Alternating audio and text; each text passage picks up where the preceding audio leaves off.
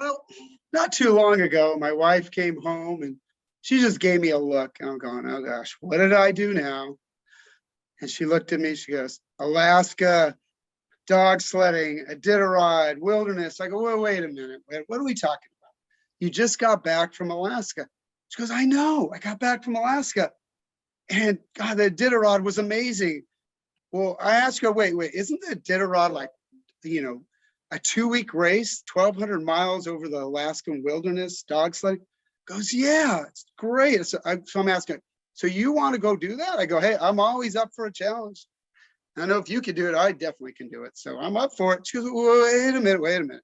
She goes, I just want to get a taste of it, maybe like 3 hours of it to get a feel. I go, well, wait a minute, how are you going to get a 3-hour race out of a 1,200-mile race? She goes, well, no, I know Arden, he's like a 4-time champion of the Iditarod, and I'll just have to call him and he'll set us up with a couple dog sleds and kind of give us a taste of what the Iditarod is all about. In other words, dog sledding. And that's mainly what it is, dog sledding when you think about the Iditarod. We're only going to do about 3 hours. I go, well, hey, I'm up for it if you're up for it. So, I was thinking, she's going to lose interest out of this. I mean, come on, really? Well, about a month after that, she goes, well, I booked the tickets. We got the sleds already. I talked to Arden and we are good to go. I go, great, I'm all for it.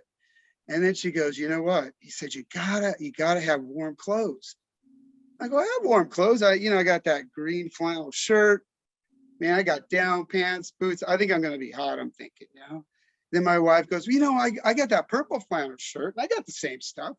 I think we're good to go. So, we got packed really early, like 2 weeks early. I think we were packed. We want to make sure we had all that warm clothing. We are good to go. So it came time to go, and we eventually landed into Anchorage, Alaska. And if you picture this, we open up the doors of the airport. All you can see are these snow-covered mountains. I mean, they surrounded the airport. And I'm looking at those mountains. I'm thinking, well, tomorrow we're going to be driving up one of those mountains and going from there. And I'm going, it is kind of getting cold here. But I got warm clothes as I'm thinking about the next morning. So we got in our car and we're driving up, and I could see the temperature dropping. It's about 10 degrees. Then it's getting about 5 degrees. And I'm seeing some negatives. And we eventually get up the mountain. It's about a negative 32. I'm going, thinking, well, we got our warm clothes. We're definitely good to go. So we walk in there, and Arden, the musher, again, when I say musher, that's the person who controls the sled and, 4-time champion. He knows what cold weather is. He looks at us, says, were you trying to freeze to death?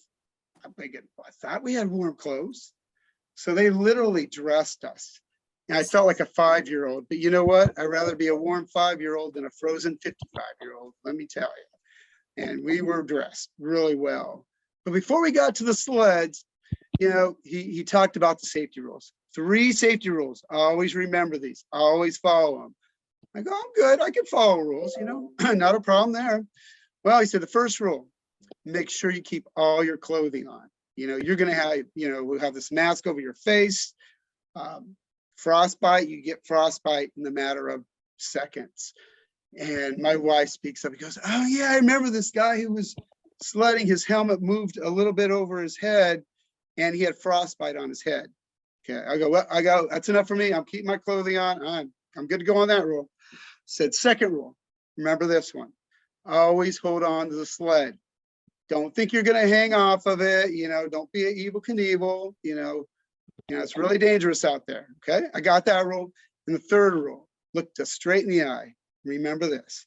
Don't ever leave your sled. I'm thinking, okay, because unless you want to be somebody's dinner, he spoke up. I go, dinner?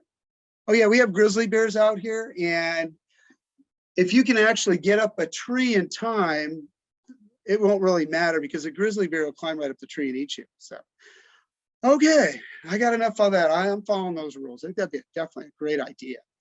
So we were all set. My wife had the one sled, and again, there was like the main musher on the sled, and we were kind of acting as assistant musher, kind of getting used to things. And then Arden was on my sled and got our dogs together. They're all set, ready to go. And my wife took off. She was way ahead of us, so she was going, and I got on the sled and we were good to go, and we took off. And oh, let me tell you, smooth sailing, had the snow just just kind of running into your face. It was starting to snow so much, and wow, this is great. And yeah, it started to get a little cool, but I'm so glad I had those clothes. Let me tell you. So we were going up the mountain, and doing some pretty swift right turns, and I go, you know what? I'm gonna just take my glove off for just 1 second, maybe 2 seconds, flip a really quick picture. I got to get a picture of this. So we're going nice and smooth. Pulling my glove off, as I was pulling my glove off, I felt that cold enter my fingers.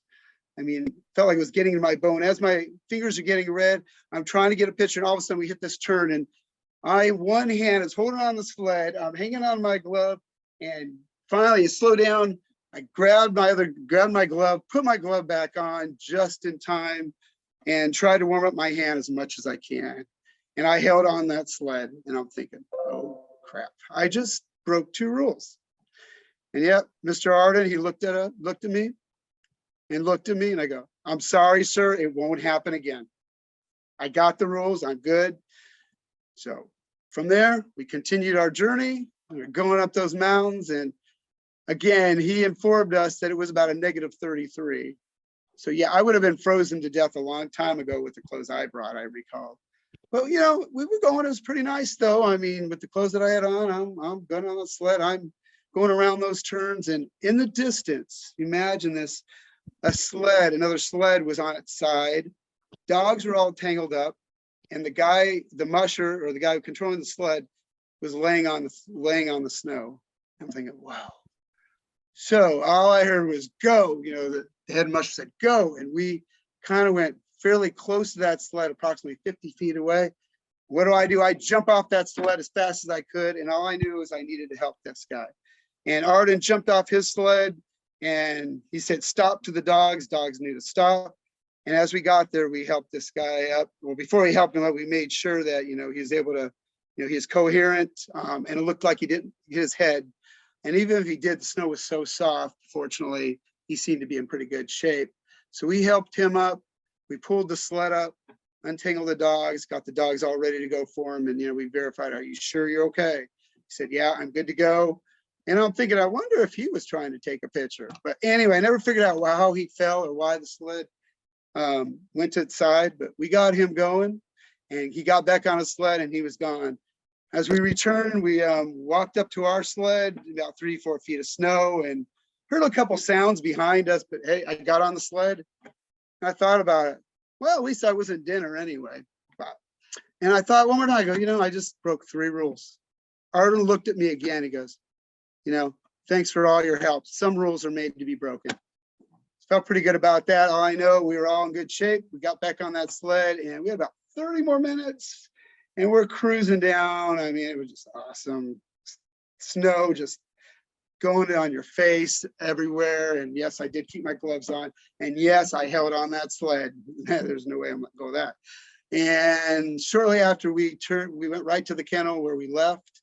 Saw my wife already there, standing there, and she was helping putting the dogs away.